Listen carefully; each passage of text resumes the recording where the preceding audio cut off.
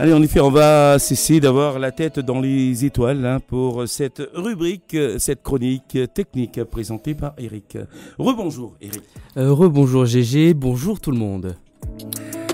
Alors, comme vous le savez, aux alentours de 9h35, 9h40, on a toujours rendez-vous avec cette rubrique technique qui vous apporte quelque chose qui vous fait peut-être vous coucher en sachant quelque chose de plus. C'est ça, en sachant quelque chose de plus ou tout simplement en vous faisant réfléchir sur certains sujets, notamment des idées reçues qu'on pouvait avoir et qu'on se promène.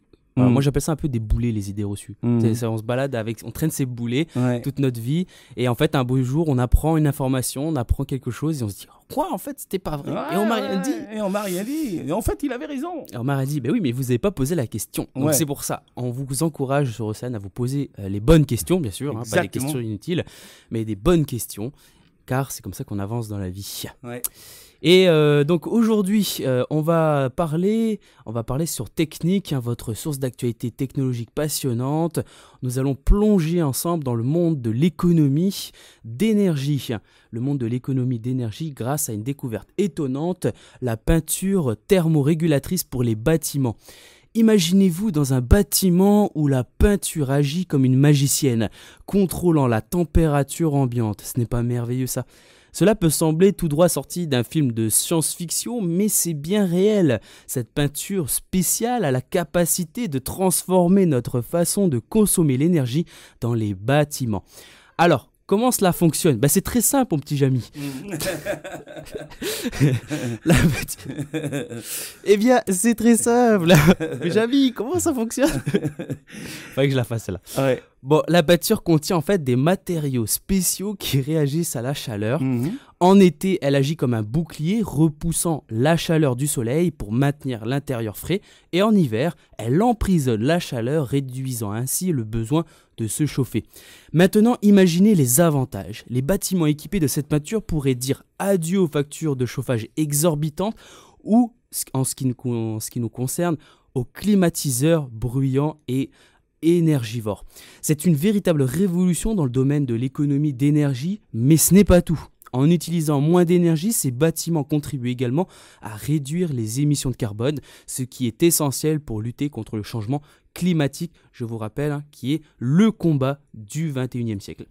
Et c'est incroyable de penser qu'une simple couche de peinture puisse avoir un tel impact. Simplement en changeant la peinture du bâtiment, on a cet impact.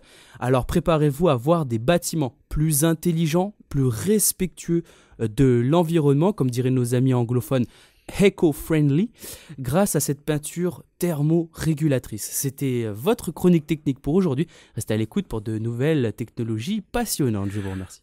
Alors, à ce niveau-là, je suis désolé de te décevoir et décevoir tous ces concepteurs de peinture moderne. Vas-y, dis-nous tout. Mais c'est un concept qui a déjà existé depuis de nombreuses années. Alors oui, mais ça c'est en train de se démocratiser là. Voilà, ils n'ont rien inventé en fait. La chaux, cette matière qui recouvrait les maisons, les bâtisses d'une certaine époque avait la même fonction. Et réchauffer la maison quand il faisait froid et garder la chaleur à l'extérieur en saison chaude. Ouais. Intéressant. Mais après la chaux ça colore pas par contre. Non, ça se colore pas, elle a une couleur unique. Après, je pense qu'il y a eu un problème aussi parce qu'il y avait beaucoup d'amiante dans cette matière. C'est ça qui a fait qu'on l'utilise moins. Sujet très intéressant à se pencher dessus. Ouais. Mais effectivement, après, alors il faut savoir qu'avec aussi les avancées, les innovations, parfois on n'invente rien vraiment. Il y a des choses des fois qui sont vraiment créées de toutes pièces, des nouveaux, on appelle ça des concepts. Voilà. Donc là vraiment il y a un nouveau concept, il y a une nouveauté, mais parfois c'est simplement une amélioration, c'est une reprise et une amélioration de quelque chose qui existait déjà. C'est ça. Donc ça existait, certes, mais si ça s'est pas développé, c'est qu'il y a eu une faille quelque part. Voilà. Exactement. Donc effectivement, l'amiante, s'il y a effectivement de l'amiante dans la chaux, c'est une sacrée faille parce que je vous rappelle, donc l'amiante en fait, ce sont des particules. Matières interdites maintenant. Et pourquoi c'est interdit ? Parce que c'est cancérigène. Parce que c'est cancérigène et c'est très volatile. On peut donc en avoir, le respirer.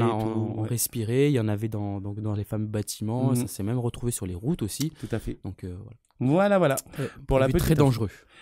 Autre question que l'on pourrait se poser. Cette fois-ci, j'aimerais bien que tu développes ce dossier par la suite dans une future chronique. Vas-y, je t'écoute, je note, je prends note.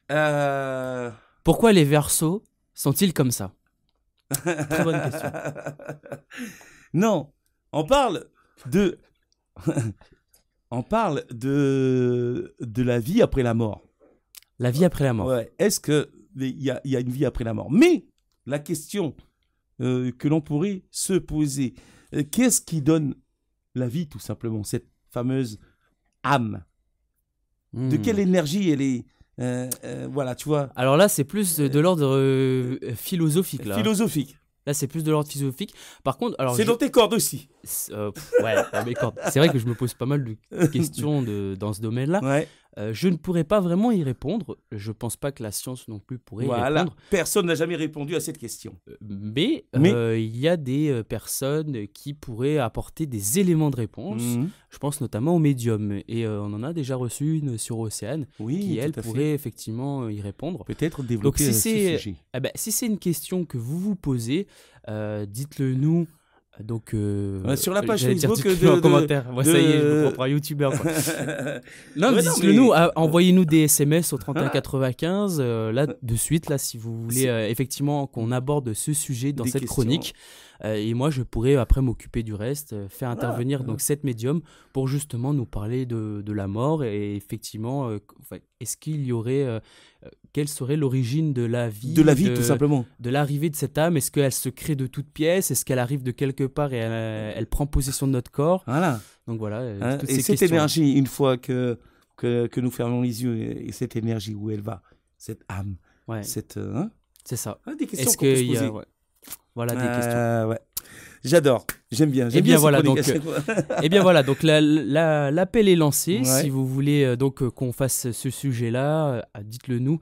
Donc sur notre boîte SMS. Voilà, par Facebook ou sur notre boîte SMS. Donc 3195, envoyez-nous vos messages et dites-nous oui, on aimerait bien en savoir un peu plus sur ce sujet de la mort et de la vie. Voilà. C'est pas mal. Merci. Sinon, toi, tu avais préparé quelque chose pour la suite? Voilà, et sinon, d'ici là, d'ici le jour qu'on aborde ce sujet, pour la prochaine fois, on va parler plutôt nature. On va parler de nature et on parlera un monde entier caché sous le plancher océanique découvert par des scientifiques. Waouh! Ouais, un monde entier. Et nous verrons ça la prochaine fois. Là, c'est plus du domaine de la science-fiction. Eh bien, là, c'est réel, pour le coup.